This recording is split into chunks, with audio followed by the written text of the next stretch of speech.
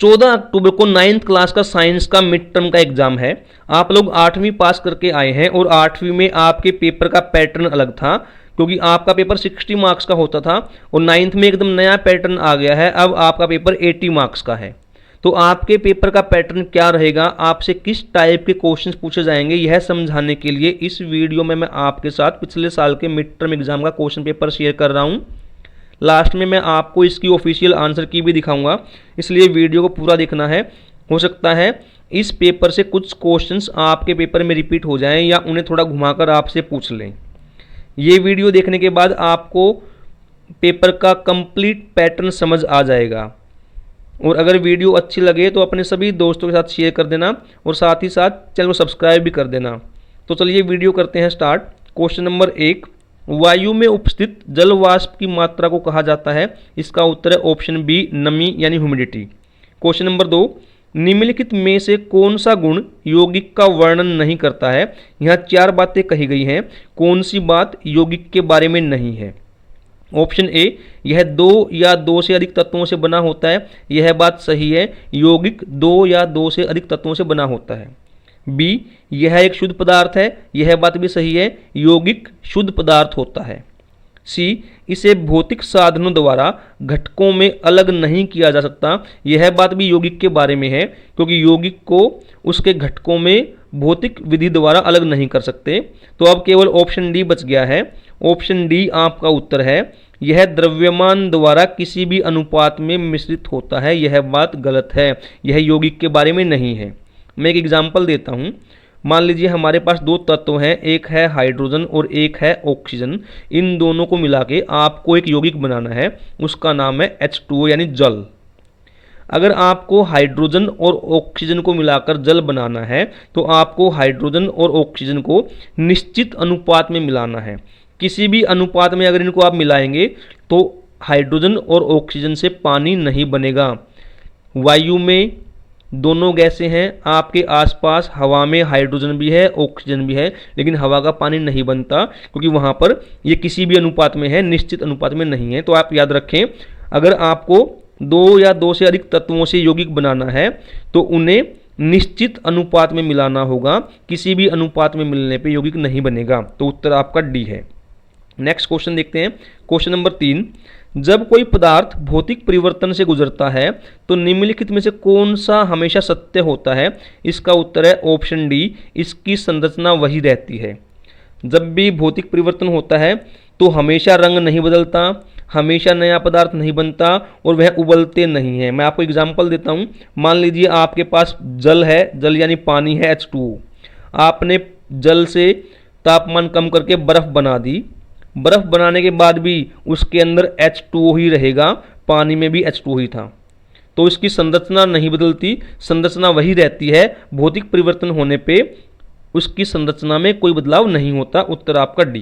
Question number 4, पादप कोशिकाएं जंतु कोशिकाओं की तुलना में कठोर होती हैं। आप लोगों को पता है पेड़ पौधे की कोशिकाएं कठोर होती है, मजबूत होती हैं। इसका कारण है ऑप्शन ए, कोशिका भित्ति। बेटा यहाँ डी लिखा हुआ है, यह ऑप्शन ए है और कोशिका भित्ति को सेल वॉल बोलते हैं।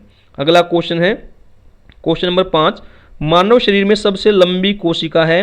बिल्कुल सिंपल क्वेश्चन बेटा पूछेंगे पेपर में। इसका उत्तर भी ऑप्शन ए है, तंत्रिका कोशिका, नर्व सेल इसको इंग्लिश में बोलते हो। क्वेश्चन नंबर 6, उत्तक समान प्रकार की कोशिकाओं का एक समूह है जो शरीर में एक विशेष कार्य करने के लिए विशिष्ट है, इसलिए एक कोशिकीय जीव में उत्तकों की उपस्थिति सुनिश्चित करती है। इसका उत्तर है ऑप्शन बी, श्रम का विभाजन। हमारे शरीर में बहुत सारे उत्तक हैं, सभी उत्तकों का अलग अलग काम है और जब उत्तक अलग अलग काम करते हैं उसी को श्रम का विभाजन यानी डिवीजन ऑफ लेबर कहते हैं। अगला क्वेश्चन नंबर 7, विभज्योतक वे होते हैं जो पौधों की लंबाई और परिधि को बढ़ाने में मदद करते हैं। नीचे दिए गए निम्नलिखित में से कौन सा कथन विभज्योतक के बारे में सही है। आपको सही बात चुननी है। 4 बातें नीचे दी गई हैं और इसका उत्तर है ऑप्शन बी, यह उन कोशिकाओं से बना है जो कोशिका विभाजन में सक्षम हैं। विभज्योतक की कोशिकाओं में विभाजन हो सकता है। पहला ऑप्शन आप देखें, यह उन कोशिकाओं से बना है जो कोशिका विभाजन में असमर्थ हैं। गलत बात है, वो तो समर्थ होती हैं, उनमें विभाजन हो सकता है। तो आंसर बी आपका सही है, उत्तर बी। अब एक बार मैं इंग्लिश मीडियम का पेपर दिखा दूं, जो बच्चे इंग्लिश मीडियम वाले में देख लें। बेटा फटाफट ऑप्शन टिक कर देता हूं। क्वेश्चन नंबर 1 का ऑप्शन है बी, ह्यूमिडिटी। क्वेश्चन नंबर 2 इसका आंसर था डी। क्वेश्चन नंबर 3 आप फटाफट से देख लें, तीसरे का आंसर भी होता है डी। क्वेश्चन नंबर 4 इसका आंसर है ऑप्शन ए। क्वेश्चन नंबर 5 इसका आंसर ऑप्शन ए। आप स्क्रीनशॉट लेना, स्क्रीनशॉट ले लें। क्वेश्चन नंबर 6 इसका आंसर मैंने आपको बताया था option B, division of labour. और क्वेश्चन नंबर 7 इसका आंसर है ऑप्शन बी। अब नेक्स्ट क्वेश्चन देखते हैं। क्वेश्चन नंबर 8, वेग समय ग्राफ के अंतर्गत क्षेत्र खालिस्तान देता है। बेटा वेग समय ग्राफ के अंतर्गत आपको यहाँ खालिस्तान भरना है। इसका उत्तर है ऑप्शन डी, विस्थापन।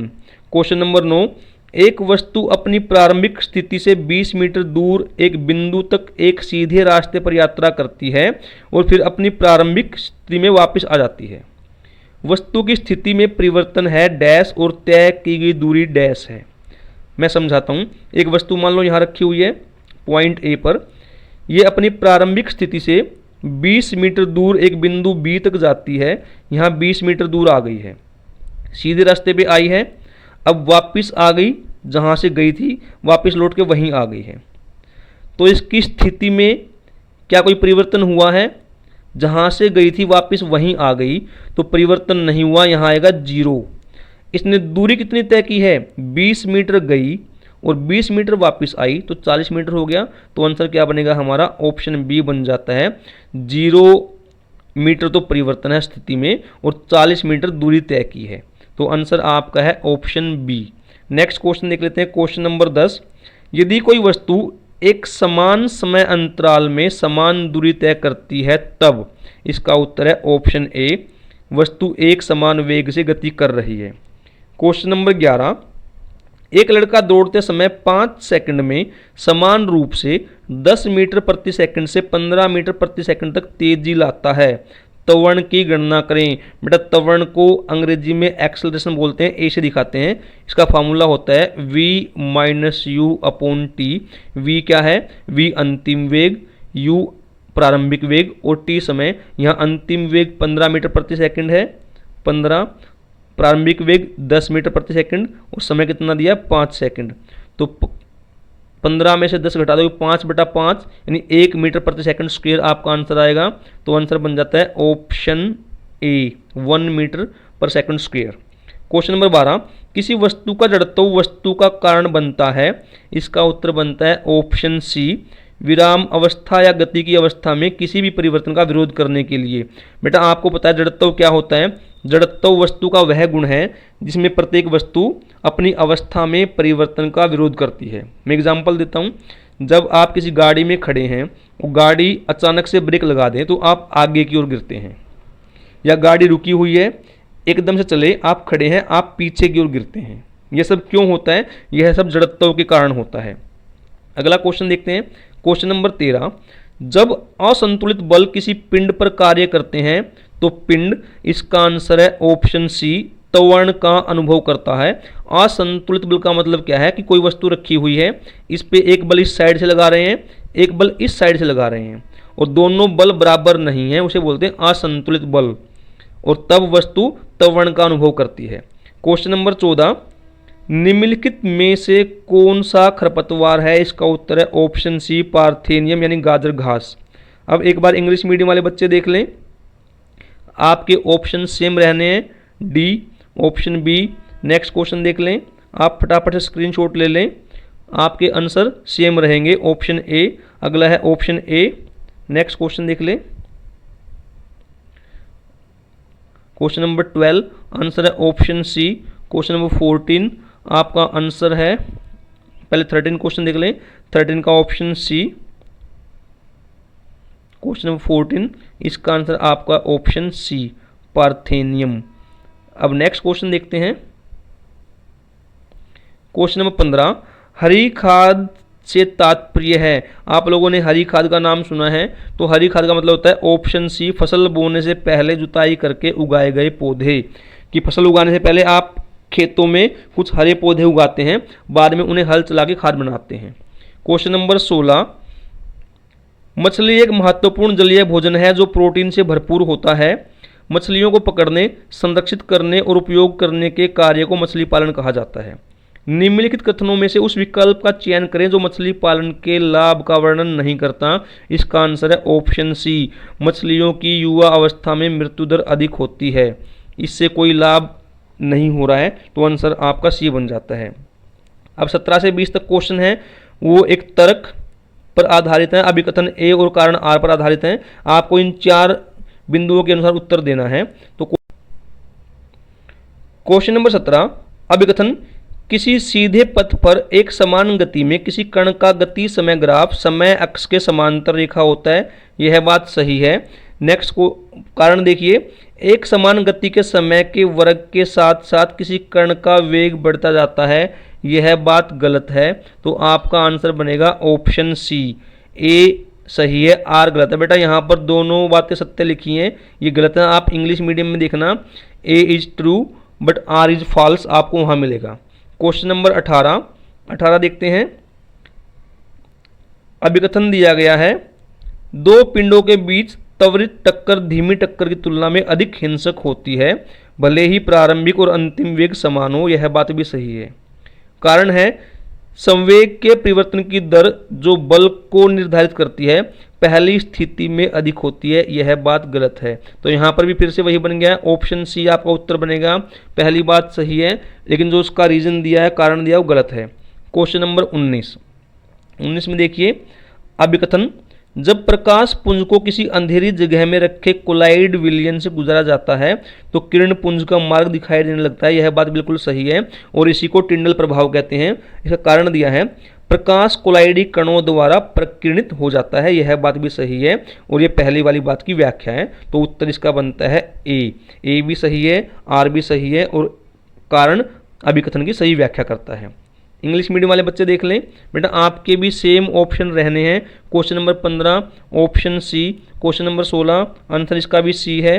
नेक्स्ट क्वेश्चन देख लें, क्वेश्चन नंबर 17 का आंसर मैंने आपको सी बताया था, 18 का भी सी बताया था और क्वेश्चन नंबर 19 का आंसर है ए।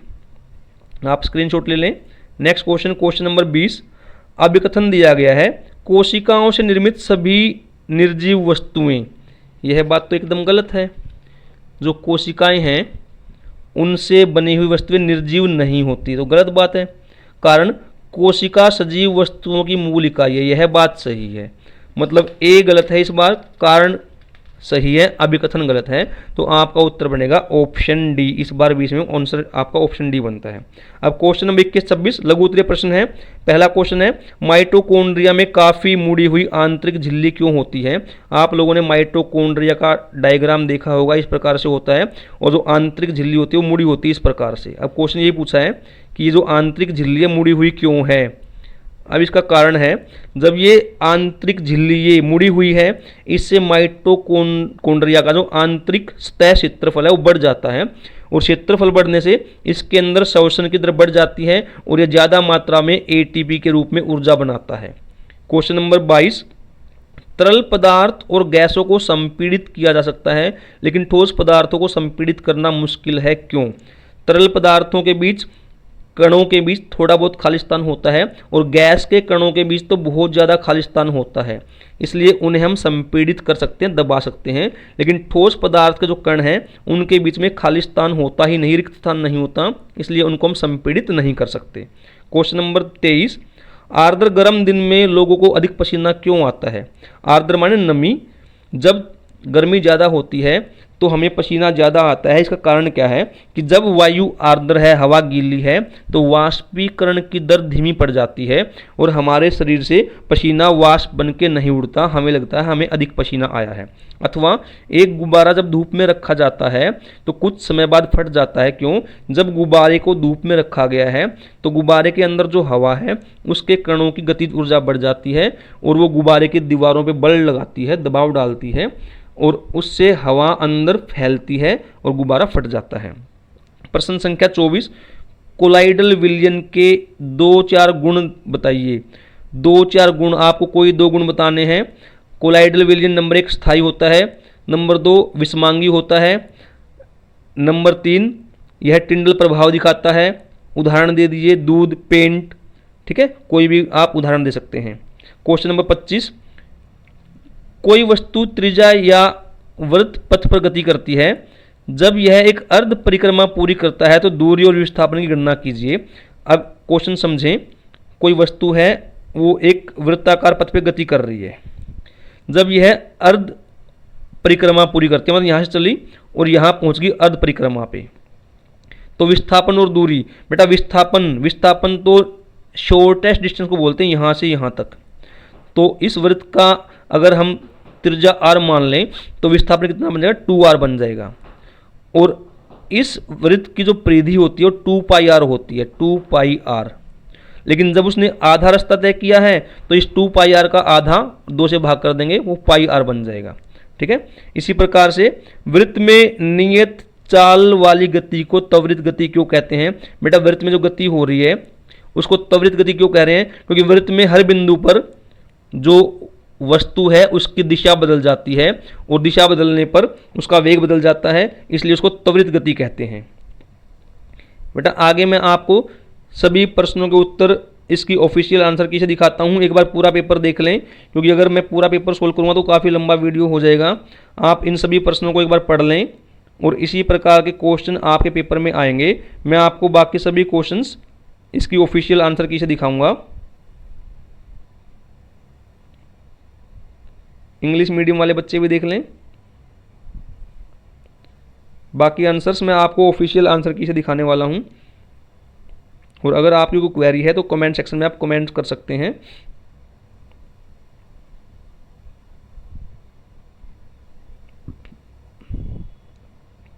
अगर आपको पेपर का पीडीएफ चाहिए तो कमेंट करके बताएं, आपको पीडीएफ भी प्रोवाइड कर दिया जाएगा।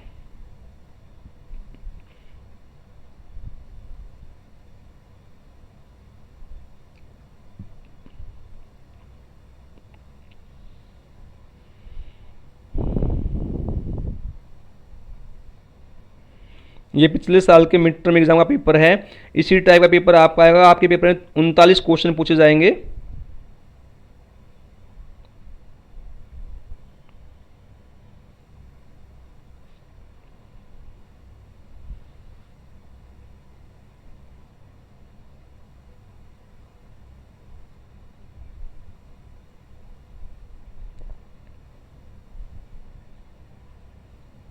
अगर आपको पीडीएफ चाहिए तो कमेंट करके बताइए, आपको पीडीएफ का लिंक प्रोवाइड कर दिया जाएगा।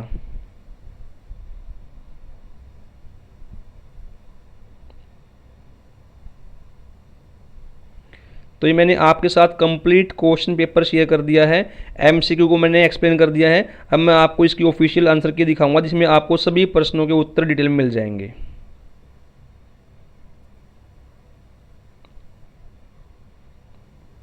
तो अब इसकी ऑफिशियल आंसर की देखते हैं। ये इस पेपर की ऑफिशियल आंसर की है। मैंने एमसीक्यू के आंसर आपको बता दिए थे, एक बार मैं कंप्लीट आंसर की आपको दिखा देता हूं। आप अपने आंसर्स नोट कर लें, वीडियो पॉज करें, अपने आंसर्स नोट कर लें। आप चाहें तो स्क्रीनशॉट ले लें।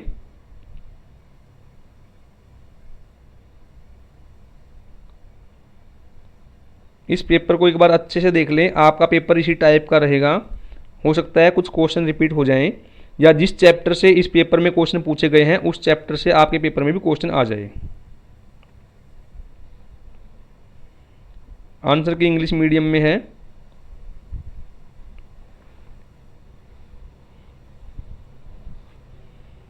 अगर आपकी कोई क्वेरी है तो कमेंट सेक्शन में क्वेरी सेंड कर सकते हैं।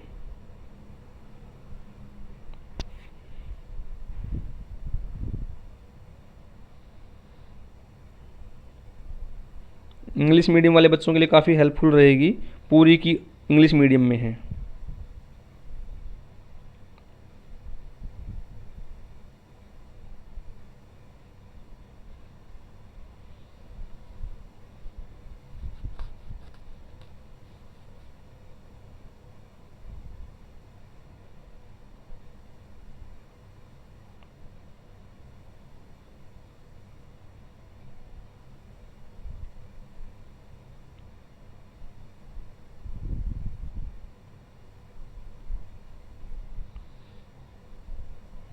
हाँ, डिटेल्ड आंसर दिए गए हैं।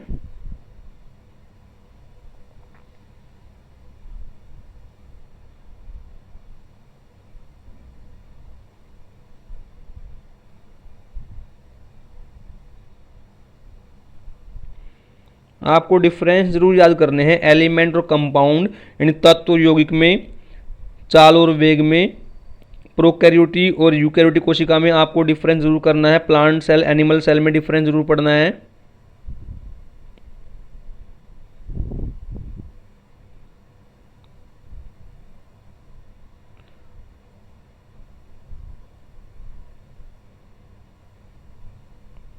ये देखिए दूरी और विस्थापन में डिफरेंस आ गया, तो आपसे चाल और वेग में अंतर पूछ सकते हैं।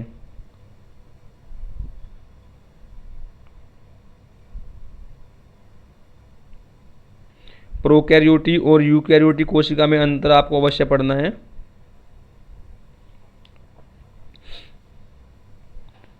माइटोकॉन्ड्रिया को कोशिका का ऊर्जा घर क्यों कहते हैं, क्लोरोप्लास्ट को किचन हाउस क्यों कहते हैं, लाइसोसोम को आत्मघाती थैली क्यों कहा जाता है, सभी क्वेश्चन आपको अच्छे से पढ़ने हैं।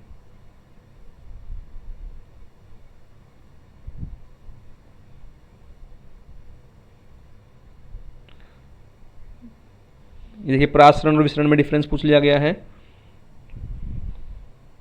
तो आपको इस टाइप के सभी क्वेश्चंस के आंसर अच्छे से पढ़ लेने हैं। इसी टाइप का आपका पेपर रहेगा और ये कंप्लीट ऑफिशियल आंसर की मैंने आपको दिखा दी है।